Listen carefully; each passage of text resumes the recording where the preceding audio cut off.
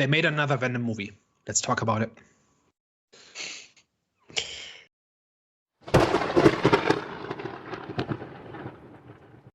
Hello, everyone. Welcome back. We are back.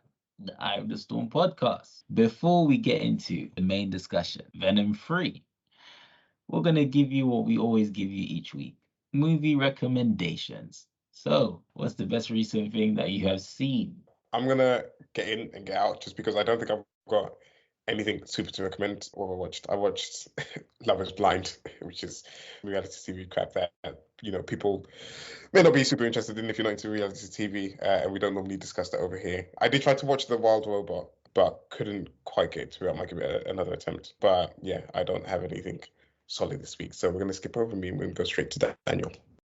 So I didn't get to see much because I moved apartments and because there's a new Brotato expansion out that I've been playing. But one thing I did watch this week was The Italian Job, which is there's two movies by that name, and I'm talking about the 2003 remake, where it kind of starts out as a pretty standard heist movie where a group of people get together and they make a plan how to steal a bunch of gold in Venice, and they pull off that plan, and as they drive away into the sunset, one of them betrays them and steals all their gold, essentially. And the rest of the team then spends the next year coming up with a plan on how to get back at him and steal the gold back. And then the actual movie starts, which is a heist movie in which a group of thieves have to steal from another thief who not only knows them, but also knows all of their tricks and tactics and schemes. And one of the people joining them is the daughter of the leader of the crew, who, like her father, is a safecracker, but is not a thief, but works for the police cracking safes. And so she joins these people who she despises because they are the reason her father essentially spent her entire childhood in prison, and she kind of has to work with them to get back at the person who killed her father. And so it's like the story about revenge and about these different people kind of doing things for their own reasons. And it's also a fairly classic heist movie in which they plan a job and they execute it and everybody contributes like a specialty, and then something goes wrong and they have to adapt and so on, right? But the twist is that they're stealing from a thief who knows their tricks. So it's just a really solid movie. If you like heist movies, it's a really solid one. Like, the characters are likable and the twist makes it a little bit more interesting. So just a solid recommendation. I have seen it actually previously, a very long time ago. I do remember it being good, but I've not watched it in like many years. But that's really good movie. I actually watched a Tyler Perry series called Beauty in Black. Funny, I think Tyler Perry's got some sort of Netflix skill, because I think he's released 2 or 3 movies and TV shows this year. So this series, the stereotypes were in the series, like the black stereotypes were featured in the series, and it was quite vulgar at times. But overall, oh my god, even it was about. So literally, a stripper. She ends up crossing paths with a powerful family that's involved in cosmetics and human trafficking as well. And then that kind of leads her down a crazy dark path, pretty much. But yeah, overall, it was actually, I found it very engaging. I think there were a lot of times where it was kind of like corny, especially with like the background music that was used in certain scenes. It kind of felt like a Tubi type of film. I don't know if anyone's seen Tubi movies, but yeah, it did kind of feel like that. But at the same time, I think with Tyler Perry, he's very, for me anyway, it's like he knows how to kind of like keep you engaged when it comes to the storyline. It's messy and it's just entertaining. It's definitely a fun watch. I ended up binging it in one day, so it's a popcorn type of series. That being said, it looks like we have arrived at the main event. So Venom: The Last Dance is the third and allegedly final Venom movie. It's essentially about Eddie Brock and Venom trying to travel to New York City to clear their name. Apparently they're being framed for a murder, and then an alien symbiote hunter arrives and starts hunting them, so they have to run away from them. And then there's a plot about symbiotes being studied beneath Area 51 that's being decommissioned. And then the whole thing kind of culminates in this conflict between the symbiotes, the military, and the symbiote hunters. I'm struggling to summarize this because it's such a messy and bloated plot that it's kind of hard to talk about. I don't even really know where to start and where to finish and what's important and what isn't. and I'm not sure the filmmakers did either. So what were our takeaways from Venom: The Last Dance? Boy, it's actually funny that you say he was running to New York to try and clear his name. I just saw it as he's trying to get to New York so he can be in the next Spider-Man movie, pretty much. He started out in the MCU, right? Because Exactly. I don't remember exactly where this happened, but in some after credit scene, he gets teleported into the MCU so that he can cross over with Spider-Man. And they fixed that in the first 2 minutes, where he just says, "Oh, I'm getting too old for this multiverse nonsense." And then a portal opens and pulls him back into his original universe. And then the movie starts. Yeah. That was hilarious. I was like, someone 100% told them to fix whatever like they had going on there and put him back in his universe. Apparently, Disney is playing hard to get when it comes to making the crossover with Spider-Man happen, and so they said, "Okay, fine, we're gonna take our toy and go home." That's apparently what was behind this. I mean, for good reason on Disney's part. Not that they're making some of the best movies of recent, but I mean, what Sony's been producing with these characters is extremely frustrating, especially because they've got some, really iconic comic book characters here. You got Venom, who is one of the, big Spider-Man villains, and I've never liked any of the previous movies. I've never saw the fun in Venom 1 or Venom 2.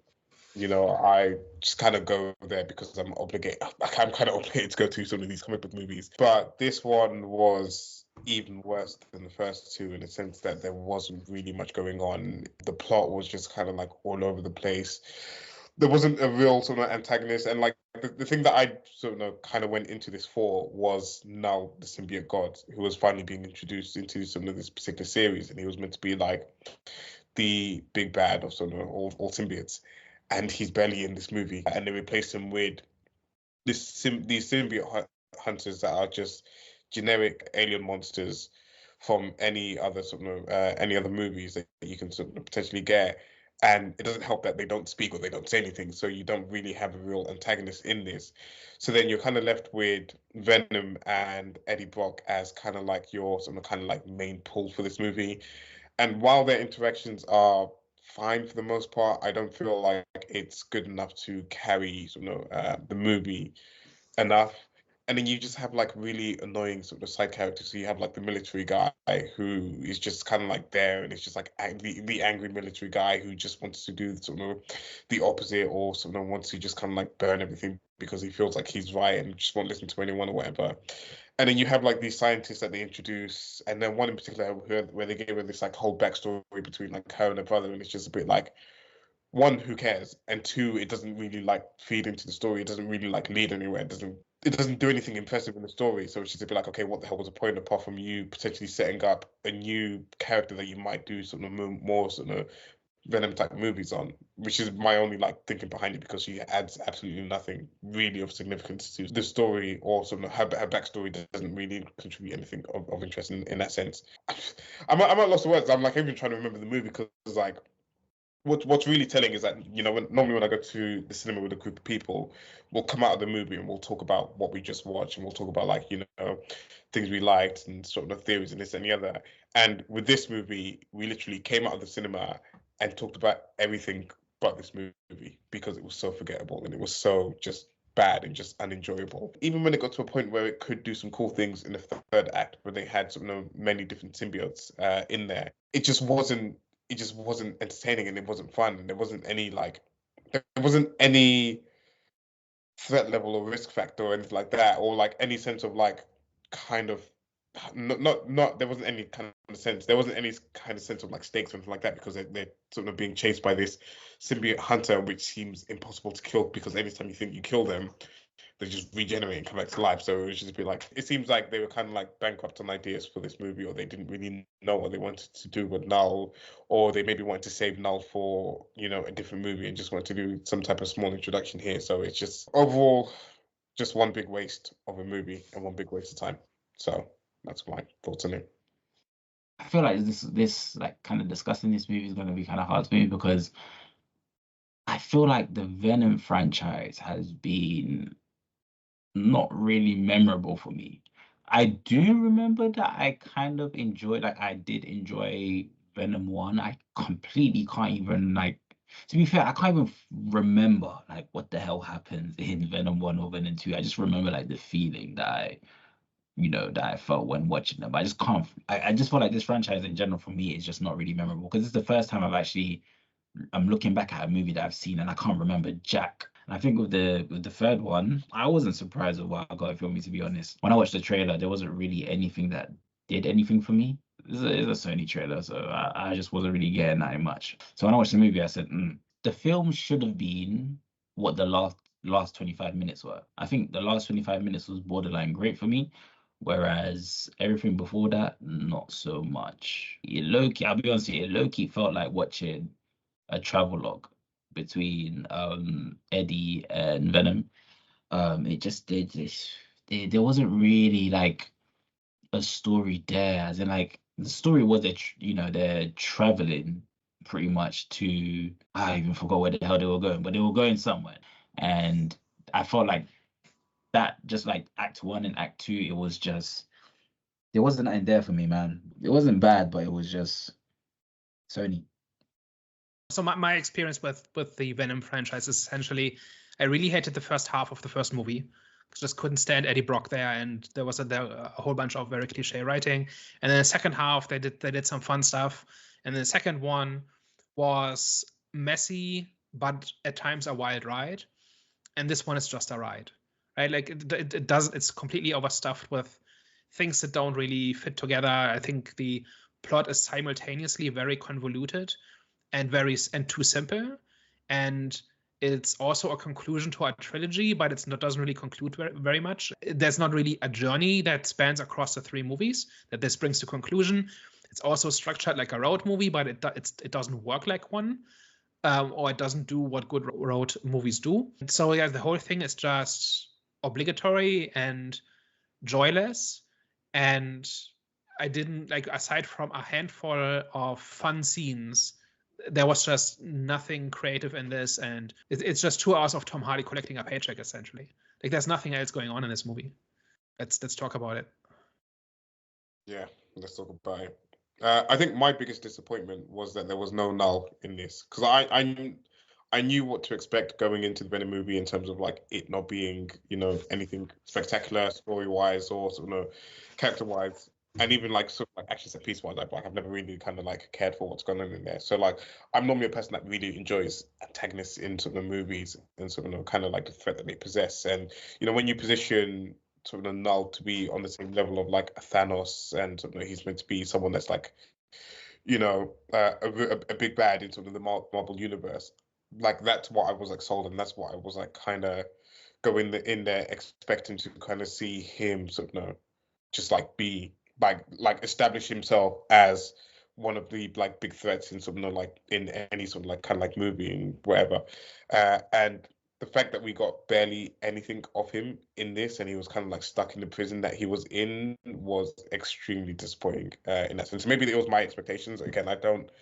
really pay attention too much to some of the trailers or some of what was going on, but it seemed like that's what this whole movie was kind of like going to be about, and the fact that we didn't get much of that was just really frustrating. Yeah. I don't know that character whatsoever from the comics, but I think I may have read one Venom comic at some point. So I just don't know these characters.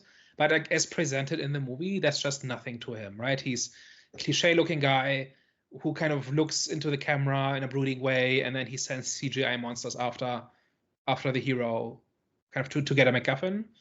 And even like they introduce him in this really terrible voiceover that just dumps all the exposition. It's like this is supposed to be like the big motivator, and they kind of set in an after credit scene, they set him up as like the next big villain kind of thing, which is a bit weird because this is apparently the last Venom movie. So whose villain is he going to be? Like it's just so rote and so tired. It was just Sony movies. Like from what I've seen from Sony so far, with obviously with Madam Web, and obviously I didn't really feel like it was that bad as.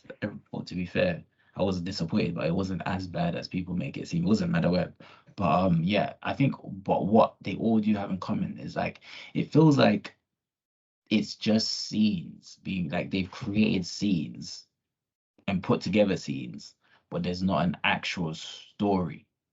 that's, do you know what I'm saying? It's like it's missing that story that's engaging. Even though when you put scenes together, yeah, it's technically a story, but obviously that's the cohesiveness in it. And it just, I don't know how to kind of like explain how I don't know how to articulate what I'm trying to say, but it just felt like it was scenes rather than the actual story itself. And Sony, they've done this. I'm not trying to kind of slate Sony and trying to say that, oh, I'm not trying to pretty much bash them, but it's like this has been the third time that I've watched a Sony movie, and I'm like, bro, like the way you guys are presenting your stories just doesn't feel like a flipping story, bro. I don't know. I feel like they might have to give back their rights to Marvel for certain of these characters, because it's just getting a bit. Even though I don't even know if Marvel's gonna do a better job, but still. I compared it to a road movie earlier, right? And those are also kind of one thing happening after the other, but that's because there are different steps on the way to a destination, and in the course of going through their journey, the characters learn things about themselves, where they realize that what they thought was their destination is not actually a destination, and they end up as different people than when they began. So like there's a structure to road movies, right? And you could have made a movie about Venom and Eddie Brock traveling to New York or wherever, make it Las Vegas, doesn't matter what. And like the destination doesn't really matter, and the individual episodes don't really matter, but they add up to a discovery about themselves in some way, right? You can do that if you want. And they kind of structured the movie this way for like a large chunk of it. But then what's the point? Like what exactly are they working towards? What is the realization? What is the character moment? You know what I mean? Like there's just a general lack of a point in terms of where the story goes and what it's for, and where Venom and Eddie end up in the end compared to where they started. There's just nothing there. I think the only like tieback that I can like even give this to a previous movie was like the family aspect of it, because like he had his like ex-wife who I think like moved on or like married someone else if I remember correctly, and it's like part of it was like him, kind of seeing himself in like that kind of like father role, and maybe like understanding that sort of family is meant to be important, and that's maybe the life that he could have lived or something like that, but it's not executed well enough in the story. It's not sort of handled with sort of enough sort of care to sort of have you emotionally invested in sort of the journey that he's going on in this sort of story. I would say it's not there at all. I wouldn't say that it's handled not well enough or anything like that. I would say it's not there. Honestly, like Tom Hardy is kind of stumbling through this movie, just mumbling to himself, and I don't think they even attempt to do very much. Yeah. Like that's kind of my whole takeaway. Like I was kind of baffled throughout the entire movie, just waiting, like, surely at some point the plot will begin, right? Mm-hmm. But then just one thing after another kept happening, and then the movie was over. Was kind of incredible. Yeah. It got to a point where I realized that Noel wasn't coming in this movie, and I was like, this is the movie. Yeah. Like, damn. And I thought that was clear from the beginning, because in order for him to appear, he needs what's the nonsense name? It's whatever like thing that Venom was carrying. The Nexus, the Singularity, what is it? The Codex. The Codex, right? Yeah, that's the one. So whatever that is, right? So yeah. that is just defined into existence, and it has nothing to do with anything. It's not clear why Venom reviving his host creates a codex of some kind, or even if it's just a fancy word for they kind of have a permanent connection now. It's not clear why that helps the villain and why that lets him break out of his prison. It's just a MacGuffin, right? It's just made up. Like they just drew comic book tropes out of a hat. I think that's all that was going on there. But in order for him to escape his prison, then he needs a codex, right? That's the whole thing. And that is why he sends the xenophages. But in order for them to get the codex, Venom has to die, right? And Eddie has to die, right? So there's no way that's actually happening. Yeah, I don't know. I thought they would move magic up some BS for him to kind of like break out a different way, or like for like him and Venom to somehow fake die or something like that. I don't know. I was just kind of waiting to see what the movie decided to do with that, and it eventually did nothing of interest. That's kind of not the only time this movie did that, right?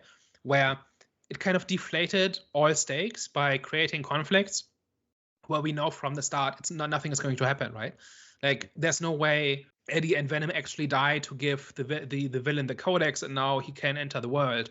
Like, that would be a bold story choice to go, but we know that's not going to happen, right? And the second one is that the xenophages are just being defeated in a fight, right? There's no trick to them. Nobody has to make some, like, Venom ends up making a big sacrifice, but ultimately you just have to fight them, right? Like, the reason he kind of uses the acid in the end, like he drags them into the acid bath, right? Like, I didn't pick up on a reason why it had to be that. Like, surely big guns would have done it too at some point. So it's a bit like a kaiju movie where the monster is invincible until it's dead, that kind of thing.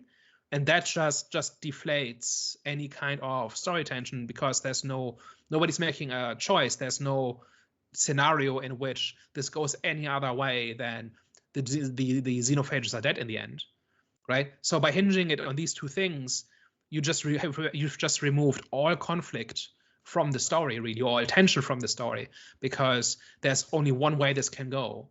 And there's no, like, the only thing that was a little bit surprising is that Venom sacrificed him at the end. But that's it. Everything else is just the laziest writing, in the sense of you're just going to conjure something up that sounds important, but in terms of what the story, where the story actually can go and the way this can actually unfold, there's basically no options. It's like a roller coaster that is exciting until you realize that you can only go one way and there's no actual danger. You know what I mean? Like, everything is on rails, everything can only go to one destination. And like, that's just writing, like bad writing 101, I thought. Like an experienced writer should realize that you need some kind of internal conflicts, or something where there's actually a choice at some point that a character has to make.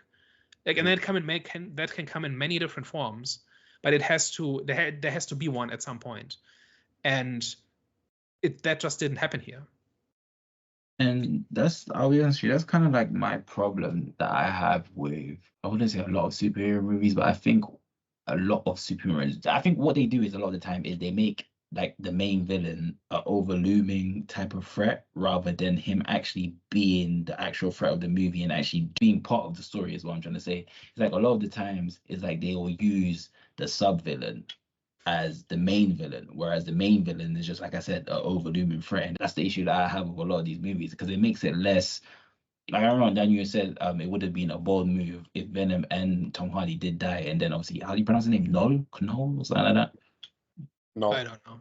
Yeah, whatever his name is, but him, yeah, that would have been a bold move, right? And I would have actually, well, I didn't want Tom Hardy or Venom to die, but a move like that would have been so interesting if, like, he was just, for me personally, if he was introduced earlier, and if his, like, if he was pretty much just part of the story, rather than him just being that antagonist threat that is, that's just there to show the kind of like the stakes and the consequences. I think all of these movies do that, where they'll just, you know what I'm saying? And I don't really like that, especially for this movie. It was like, cool. Even like the sub-villains, though, I don't know what his monsters were, but they didn't really do nothing for me. That's why I felt like the stakes in this movie wasn't high enough, and like their journey, and just for me, I didn't think the stakes were high enough, is because the actual villain that they were against, those little monster things, they just weren't really, even their design was kind of boring, and just them as a villain was like, they didn't really feel, I get it that they were strong, but it didn't really do nothing for me. And it's just annoying that they always kind of like just,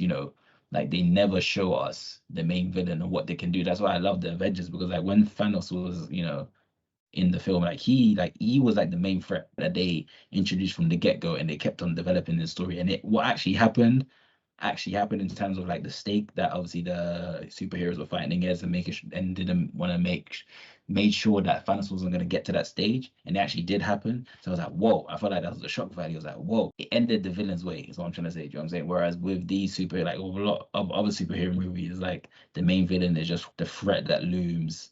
It gets close to his goals. The good superhero movies have a way of structuring the story in a way that's not just about a straight up fight, right? Like in the Avengers, it's not about, are they strong enough to fight Thanos? It's like the first Avengers movie.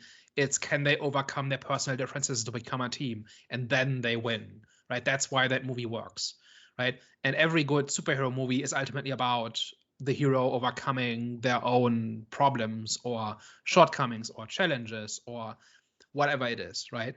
having like Peter Parker has to make a choice between his different obligations. He has to choose to become a hero, and that means not getting something else that he wants, like stuff like that, right? It's not. It's in a good superhero story. It's not just about is the hero strong enough. I think because the answer is yes, but in this movie, it kind of just comes down to just a fight.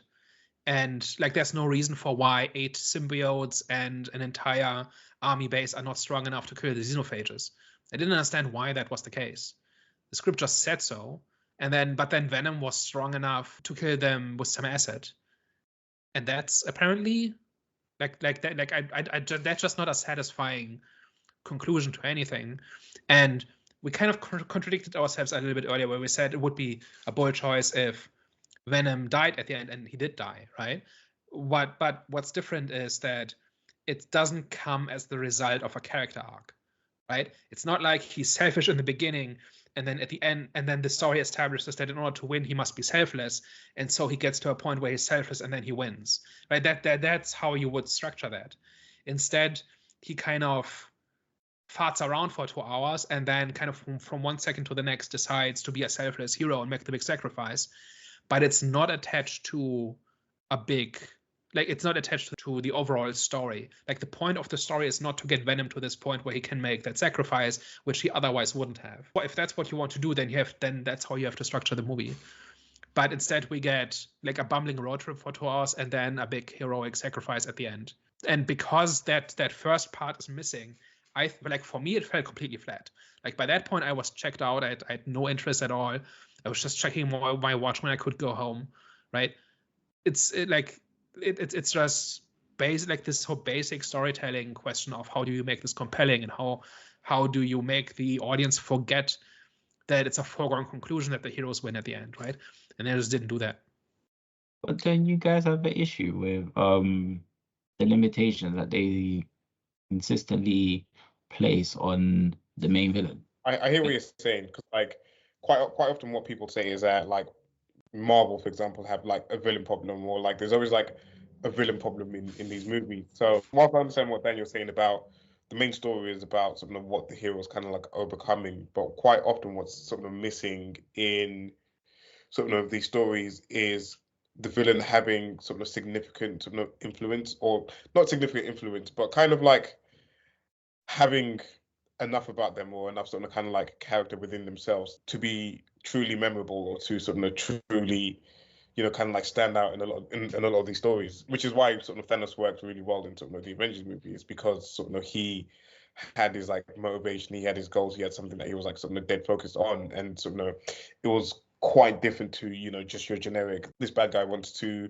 wipe out the entire planet, or like this bad guy wants to kind of like destroy some of this, that, and the other, and then the hero has to stop them, essentially. So I kind of hear it from that perspective, Jonathan, in the sense of when you have these villains that are locked away or like hidden behind something, and then something has to like sort of be there to like let them out. Essentially, it doesn't really make for an interesting or compelling villain by the end of the story. And again, as someone that does enjoy a villain in these stories, quite often, their kind of presence or the feel about them is sort of severely lacking in sort of a lot of these superhero movies. But again, I understand from the perspective of that a superhero movie isn't good because of sort of the villain. It's more sort of the story and sort of kind of like character conflicts that the hero is mainly going through. He's also not the villain in this because he has no agency. He sends the villain, and then but that's the issue that I'm trying to say. That's the issue. That's my issue, because it's like for me, that's what I'm saying. I get that the story shouldn't just, what makes a good superhero story shouldn't just be the villain. I understand that, but for me, it has to be like a package deal. And for me, Avengers was a package deal because it did have the journeys of the superheroes, and it also had the journey of the main villain threat, and it just came together. Whereas with a lot of these other superhero movies, it just has the character arc, and it just has pretty much the journey of the superheroes and the main villain threat just looming rather being a part of the story. And do you know what I'm saying? And that's the issue that I have with this, is like, why does it always have to be a thing where the superheroes are trying to stop the main villain from being a part of the story rather than the main villain being a part of the story? And I feel like, where the villain is like a looming threat can work when you don't have like iconic villains. When you've got like just like say in Ghostbusters: The Frozen Empire, which we watched this year, if anyone remembers that, because that was a great movie, where you had like this essentially he kind of like froze over the whole city essentially, but he was like a looming threat that needed to be released eventually. No one really cares about him. It's fine. The story's about like kind of the characters and stuff like that. So him being like that particular villain being a looming threat is okay. But when you have like a character like Null, who's sort of iconic, who's sort of meant to be the god of symbiotes and is sort of the accumulation, it was meant to kind of like be the eventual big threat of all these symbiotes. It's just frustrating to have a character like him where you kind of want a little bit more. You want him to have a little bit more in the story. You want him to have a little bit more, something like Daniel said, agency in these movies, where he's just essentially locked away, and what we get in replacement is just these sort of generic CGI monsters that can't be killed unless they're sort of trapped underneath acid. And I think that's what you're trying to kind of get at, Jonathan. Yeah, honestly, and it was the same kind of like I thought the same thing with Justice League and like the villain's name, Darkseid or Darkseid, whatever his name is. Yeah, it was. I felt the same with that as well. It's like the reason why I can't fully get engaged in these type of superhero movies where the villain is like a proper big threat is because I know that is like there's nothing gonna come of it in terms of their story. They're just there as a stake, and it's like same with Venom. That's how I was like I clocked out. Like even but I just clocked out. I wasn't as engaged because I knew Knall's just like his presence and his villain threat is just too high for there to even be a chance that we're gonna see a glimpse of what he like his power. Like I knew what the stick pretty much what they were trying to sell, which was obviously this is Eddie and Venom's last rodeo. So that was pretty much a story where I was like, okay, cool. Now we're just leading to how they're gonna die, pretty much is what I think was the selling point. But it's like there has to be more. And I think what makes other superhero stories more and great, like you mentioned the Avengers, is because they had it was leading to the end for a lot of these characters what people were waiting for, but at the same time they had the story of the villain and they wanted to see how that was going to end up as well. So then when you mesh the two together, it makes a great story. Whereas these other ones just has one side. It just has like a one-sided story because people already know that they already know that the other side in terms of villain, like the villain's threat is going to come to nothing. Like they already know that he's not going to win. It's just, you know what I'm saying? It's just, he's just there. But we also know that Null is never going to appear, right? Not only does he not appear in this movie, chances are it's that he's not appearing anywhere, right? Because all of these Sonyverse movies are not connected, and this was apparently the last Venom movie. So where is he going to appear, right? Unless they do like an Agony spin-off or something like that, which they could, but I know that it would seem like a weird choice. But like they set up this entire thing, like they're following kind of the Thanos template, right? Of we're dealing with villains henchmen. And when the henchmen fail, the villain says, okay, fine, I'll do it myself. But it's a bit like if Thanos said it at the end of Endgame, right? We know there's not more coming. There's no, it doesn't feel like, when I saw that mid-credit sequence where Null kind of gets up from his throne and basically says, okay, fine, I'll do this myself. First of all, I didn't quite understand why he can do this without the codex. Maybe I missed something at that point. I was not the most engaged. But let's just say there's a way for him to actually do something without the codex, right? There's no way we're getting a movie where that happens, right? I don't see how. People would say he's going to be the main villain in Spider-Man 4, so that would be very surprising. Like that for that to happen, Disney and Sony have to make up between now and then. And isn't Spider-Man 4 already filming or in preparation? I think it's filming next year or something. I don't know. I doubt that happens. I think it's just one of those after credit scenes that sets something up that will never happen. Maybe I'm surprised in 3 years, but I don't think it's happening. That's another issue I've been having with these movies is the post-credit scenes. Is because at the start when they were first doing it, they used to mean something. Like you saw sort of like Nick Fury sort of turn up at the end of Avengers and sort of like promise of like an eventual like Avengers team up. You had like things like Thor's hammer at the end of like Captain America or something like that. I can't remember when his post-credit scenes sort of popped up, but they used to like mean something, these post-credit scenes. And I genuinely can't remember the last time I sat through a post-credit scene and thought, okay, this was worth it, and I'm like genuinely excited to see what comes next. Even I think the last one was probably the one in Shang-Chi where you had them sort of like examining where like this beacon was coming from the rings, and he's like there deliberating with sort of Bruce Banner and Captain Marvel, and you're thinking, okay, cool, like there's like something more to the mystery here. which it didn't eventually pay off to anything, or hasn't yet. But it's just really frustrating. There's been a few too many of these, right? There's also the one about, I don't even remember which movie that was, where Blade kind of has an 80 art line about it's about time or whatever it is. Yeah, it's Eternals. When he speaks to Jon Snow's character, I can't call him Jon Snow because I can't remember what his character is. Black Knight. Yeah. Black Knight. We're also never going to see that character. So like they're writing checks they can't cash, right? And they have been for years. And number one, they feel obligatory now. Like I didn't even like, the only reason I saw the mid-credit scene is because the people next to me refused to get up. So I was kind of stuck in the middle of my row. Yeah. And everybody started leaving after the mid-credit scene. I didn't even see the end credit scene, and I'm not terribly motivated to find out. I can read the Wikipedia summary to see what happens in it, and it doesn't sound all that interesting. So it's a gimmick that's kind of has overstayed its welcome by a decade, and like too often it's just a fake out, like something that's basically market research, like how people will react to it, and if they don't react to it, then they'll drop it, which I guess is better than them doing it anyway. But like, especially in this where the movies are in fact not connected, right? This is not a shared universe. Like Null is not showing up in the next Morbius movie, right? If there's one. These things don't hang together in that way, and there's so now there's even less of a point to them. Unless they were going to tease some magical crossover between like Spider-Man or something like that, then we really didn't need what we got in these post-credit scenes. So it was just a bit annoying, and I had to like sit through it because, again, the people that I went with are like kind of like, so they've been trained to sit and wait for it. And these days I actually normally just read it online. I actually don't sit and wait for them anymore. I just like kind of like read what's happened online. But I kind of like sat and waited until the end of it, and I was like, this was such a waste of my time. I think Null is a complete nothing burger. Yeah. Even if he does show up, he doesn't seem interesting. He doesn't seem to do anything any interesting thing other than having created the symbiotes. But I don't see how that makes an interesting story. I don't see how he has an interesting motivation or interesting story or anything like that. He's just villain guy.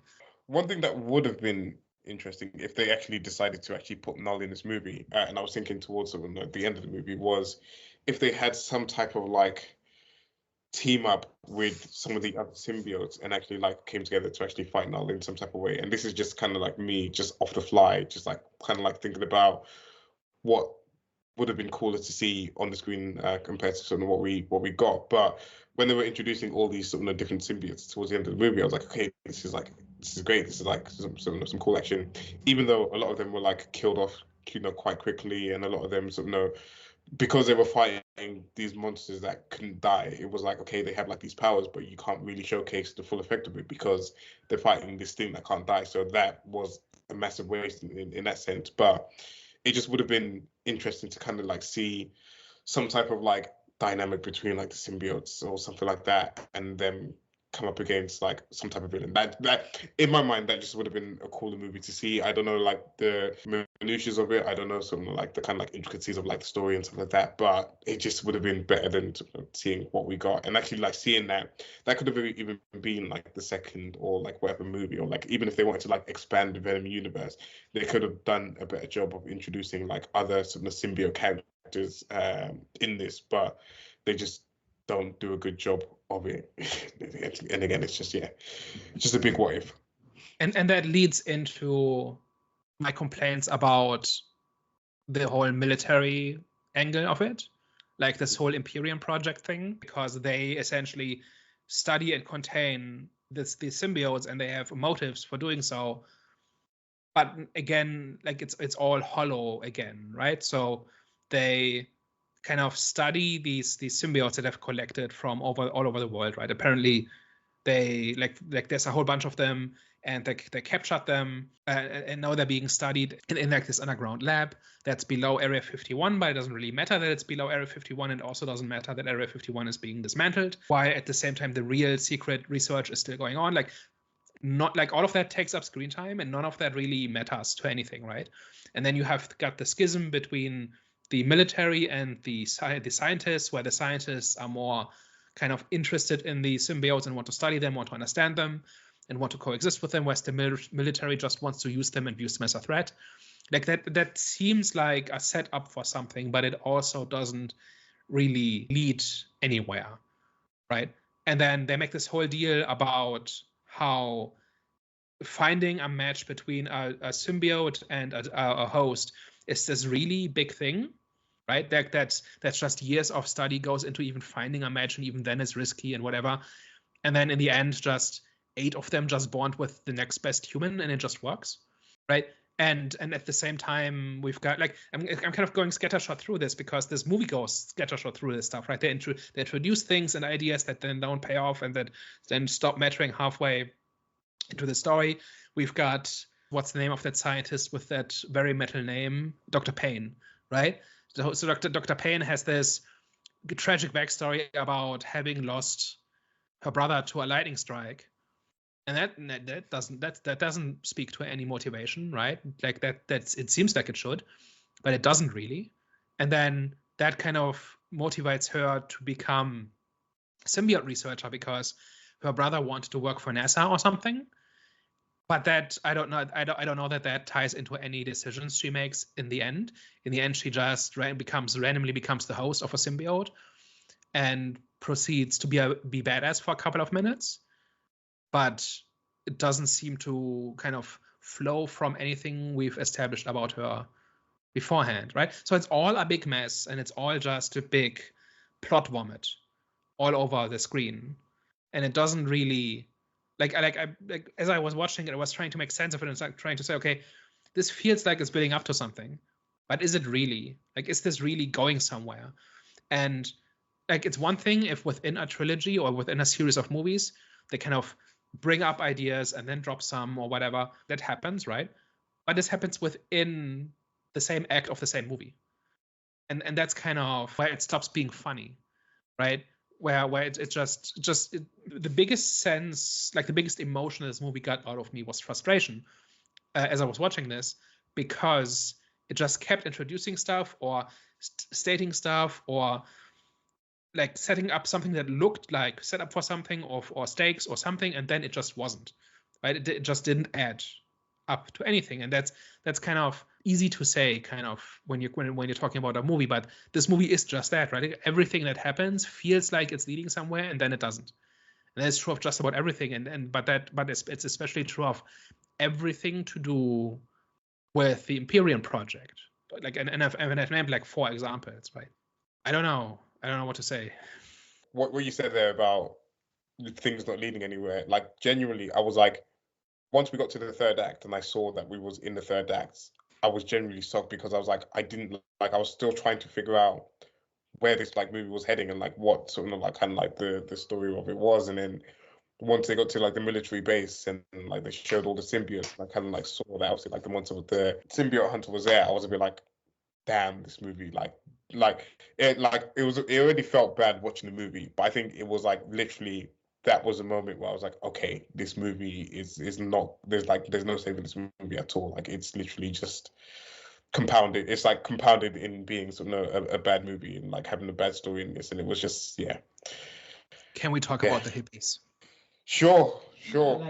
So they are like the most annoying characters, right? And we spend, I don't know how long, half an hour with them, 20 minutes, something like that.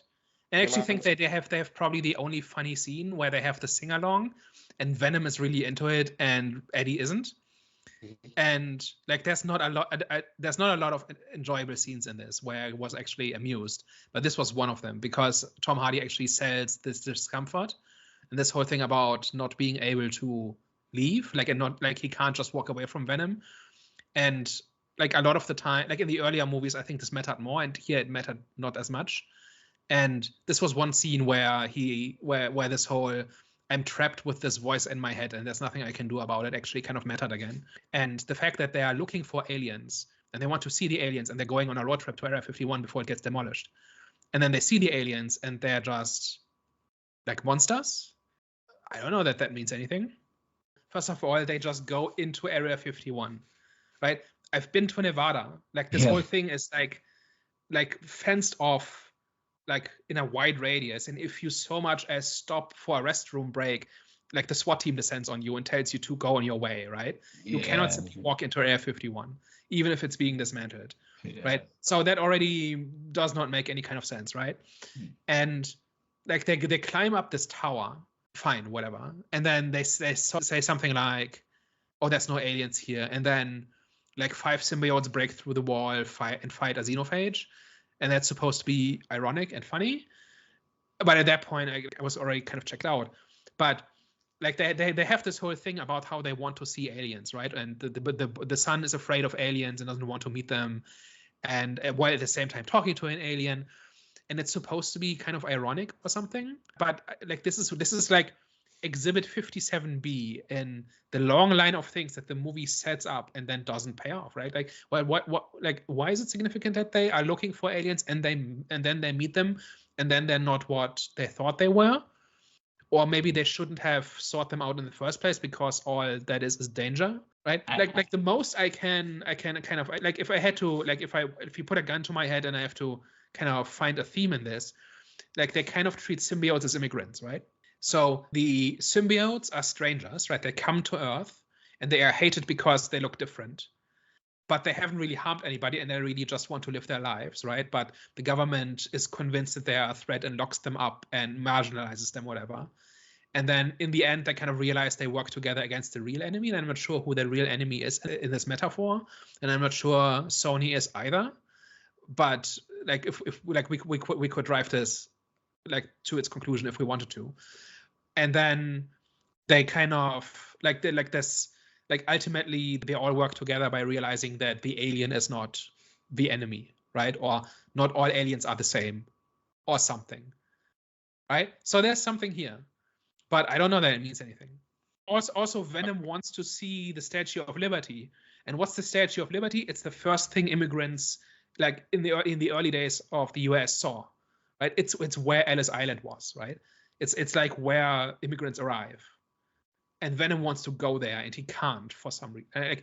Like he can't for plot reasons, but I don't know how that fits into the metaphor. Maybe if we try and brainstorm this a little bit, we can take this somewhere. But like there seems to be like an idea here, right? And it's like another example of underneath all this nonsense, there's an idea buried here.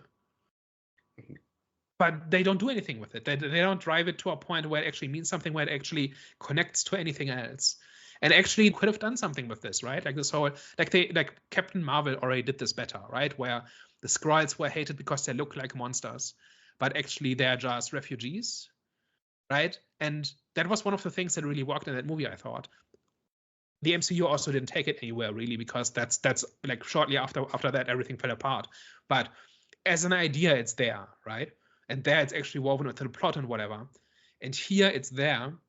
They spent a whole bunch of time on it, right? It's not just a mention. Like one of the symbiotes says to Strickland something about how, don't you see that we're not the enemy, or something like that, or we may look like monsters, but we're not monsters, like something to that effect, right? It's like one line, and it's not just that. There's like a whole bunch of different pieces that come together into this symbiotes as immigrants metaphor. But why not simply make a move, like while you're already at it, while you're already spending $200 million or whatever it was? What can't like just make that the story? Do you feel like, because there's like a whole bunch of ideas here, it almost feels like a lot of these different stories were kind of like cut on the editing floor, and then the final edit that we got is just like a bit of a mismatch of like loads of different ideas in this one movie that wasn't completely. I mean, this is probably being generous or being kind to the people that made this movie, because I don't actually feel like they, were really taking any of this anywhere. But could it be that some of this was just like cut on the cut room floor, and then we've just ended up with this movie that we got? I don't know that that's what happened, but I kind of care about the final result, and if the final result is an incoherent mess, then that's how I judge it. It may be that at some point there was a better story here, but I've not heard anything that suggests that they had this great idea and Sony turned it into nonsense through meddling or so. Like people have, I've like in reviews, I've seen this compared to Madame Web, about how this is bad as Madame Web or not as bad as Madame Web or whatever. And I don't think you can compare the two, because this is actually like Madame Web is just like cinematic roadkill. Right, like there's nothing alive at the end. Like there's nothing left. It's just pieces lying by the side of the road, right? And this is a movie. This is somebody sat down and wrote this, and I've not seen any evidence or like I've not followed like the production process of this, but I've also not heard anything about how like Sony turned this into a mess through meddling. I think they just hired some people who are not very good at their jobs and gave them $200 million to make a pile of nonsense. I think that's what it is. Do you know what's really funny? Like my thing is, if you're already spending like 2 years of your life and $200 million, like why not tell a story? Put in another weekend in your pool house or whatever, and just hammer out a story about how the symbiotes are really immigrants or something. At least that would be interesting.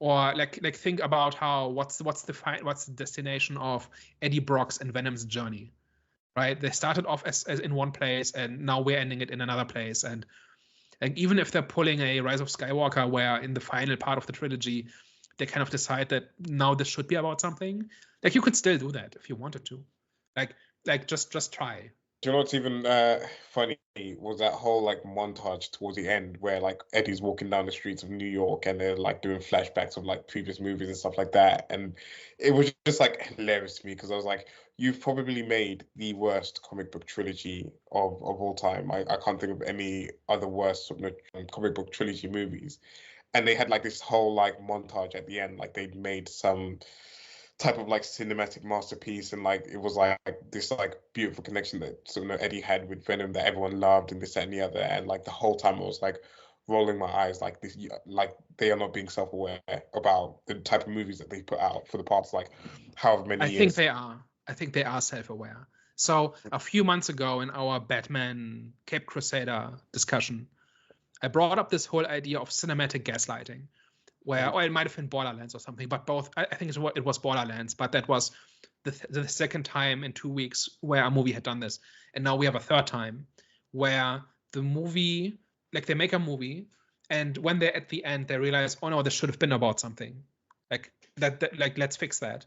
And so they put in something at the end that is designed to make it feel like it's something significant, that is designed to feel like like the movie is about something. And in this case, it was like Eddie reminiscing about his time with Venom, when in fact he hated every minute of having Venom in his head. But maybe not every minute, but like they were never on the same wavelength, really, right? They were always compromising, and Venom was essentially in charge. I've seen reviews that compare to an abusive relationship. Like when Venom first came out, they talked about how this is a romantic comedy between Eddie and Venom. I actually think it's a movie about domestic violence, because Venom walks over Eddie the entire time and makes him do whatever Venom wants on his terms. And if Eddie doesn't comply, then Venom forces him physically. So, and then that story ends in like this nostalgic, sentimental montage about how much Eddie misses Venom. I think there's a little bit of a disconnect here. It's a massive disconnect. No, there's, right? But like maybe I'm taking this a little too far, and I kind of am because it's funny. But ultimately, like they put this at the end of a movie that is about nothing, and that has a whole bunch of different ideas that each individually could have been a movie. It just ends in nothing, and then at the end they put this, like they put an intern in charge of, hey, make a montage to nostalgic images, and because we're not saying anything, we're just showing people's like we're just showing them to like sentimental music. It feels profound. It feels like it's reminiscing. It's almost like the final credits of Deadpool, right? Where the entire credits is just deleted scenes from the last 25 years of Marvel movies, not just MCU, but all Marvel movies, right? And that it's actually not manipulative. That actually works because we actually like those movies, right? And the entire movie has been a celebration of those movies, right? So this tries to do the same thing in this final montage, but there's no, like, we're not actually sentimental for those three Venom movies, certainly not for this one. That's why I think it's manipulative, because it's trying to convince you, it's trying to leave you with a final impression of this was about something. And there's like a human emotional core, and it doesn't. It's just stuff happening, and most of it not very good. And it doesn't help that there wasn't a through line. There wasn't like a compelling through line of Eddie and Venom's story between some all three movies to sort of have this like satisfying conclusion where you can like do this sort of happy montage and like make us reminisce of like their relationship. It just wasn't that in any of the movies at all for me anyway. So like whatever they tried to do, it didn't work on me at all. And I have another way in which this is not like Deadpool, because this movie is getting pretty much universally negative reviews from critics, but audiences like it a lot more.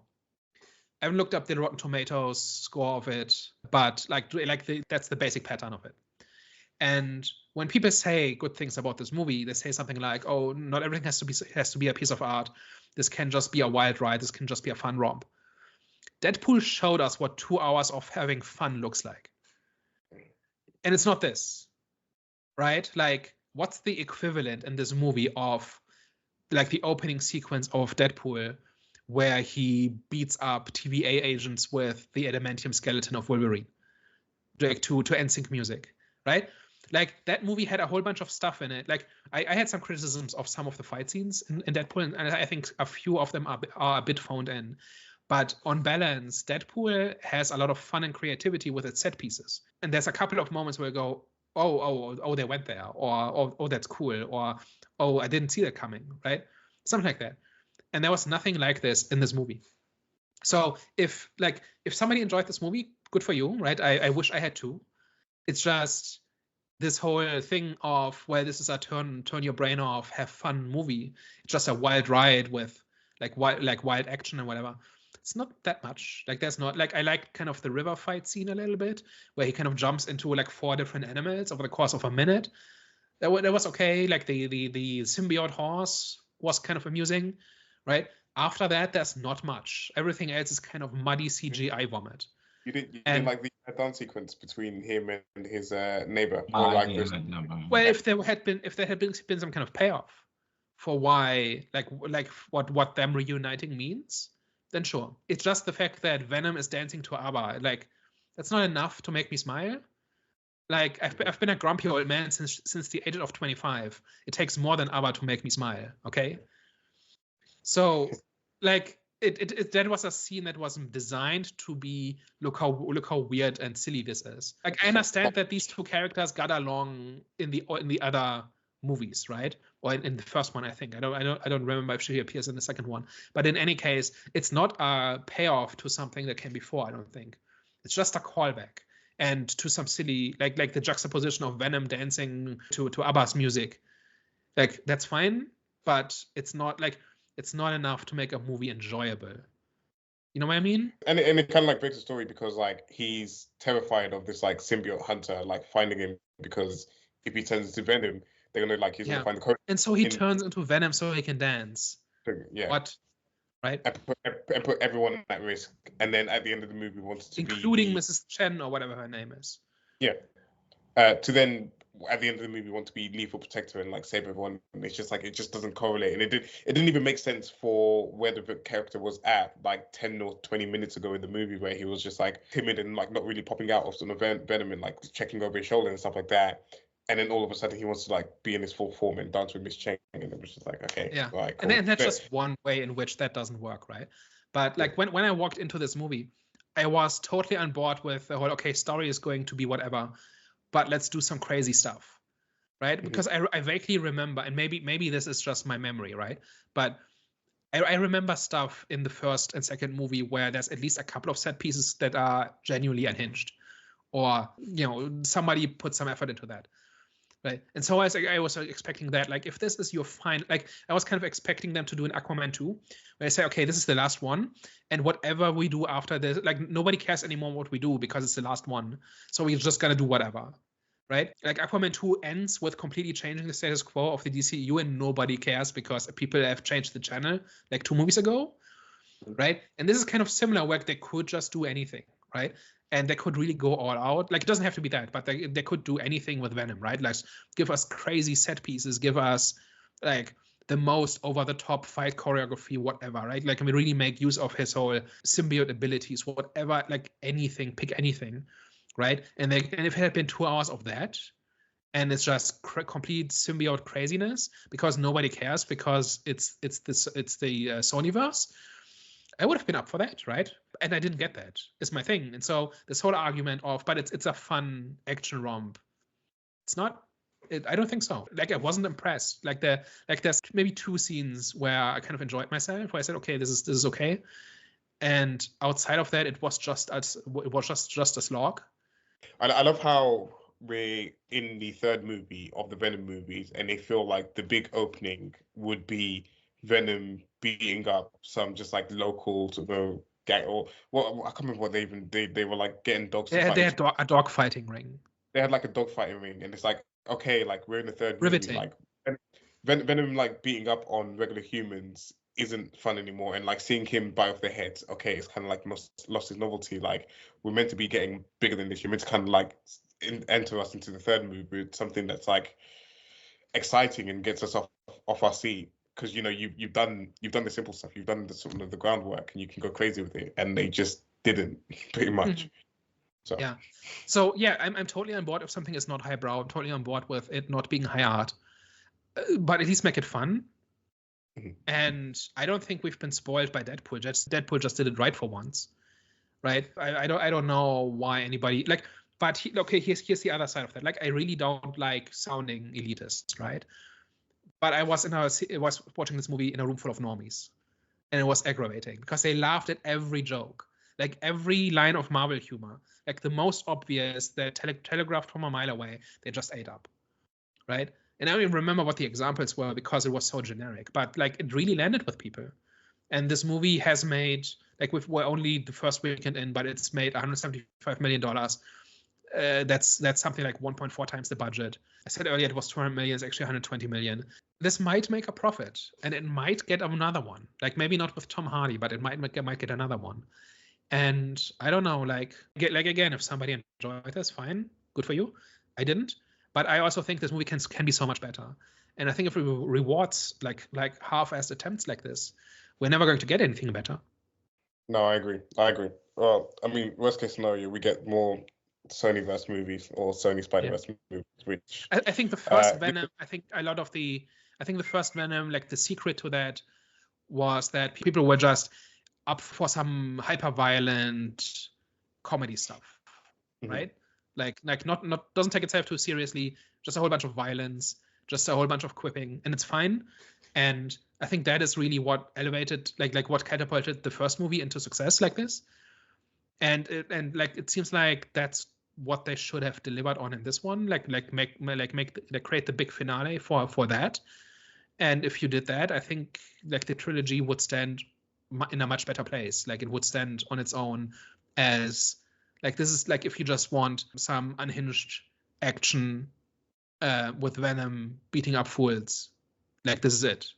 I'm actually really surprised that the audience liked this. Was even on some Rotten Tomatoes, the audience liked this by 80%, but like the actual reviewers, it was 38. So it's like it just is astonishing that there's is like, and that's pretty normal for like action adventure comedy stuff, right? Like where critics, much like us, complain about lack of themes and lack of character arcs and whatever.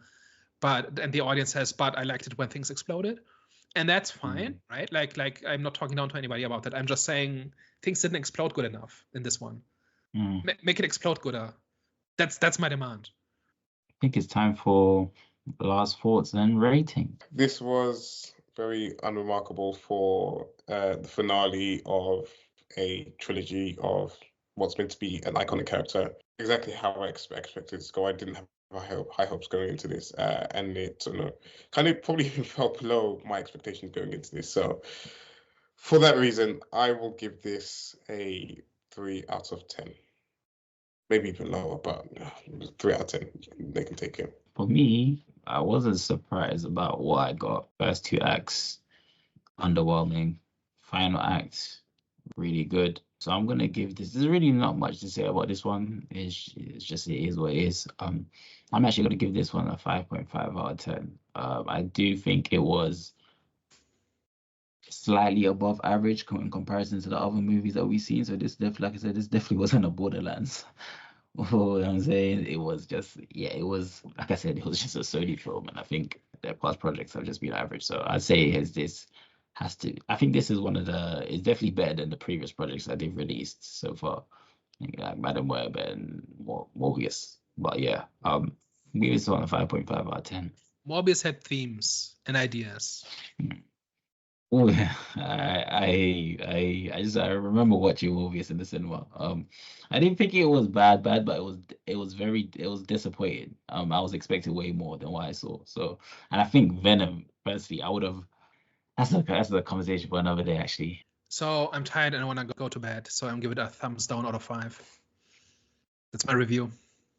Yeah. Guys, are you sure that you're gonna end it like that? I regret nothing. All right, guys. Well, thank you very much for tuning into this week's episode. Yeah, thanks for tuning in.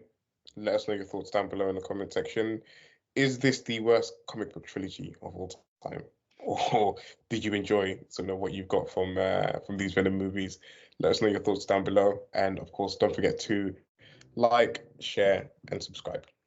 All right, guys. We will catch you next week. Au revoir. Ciao. Bye-bye.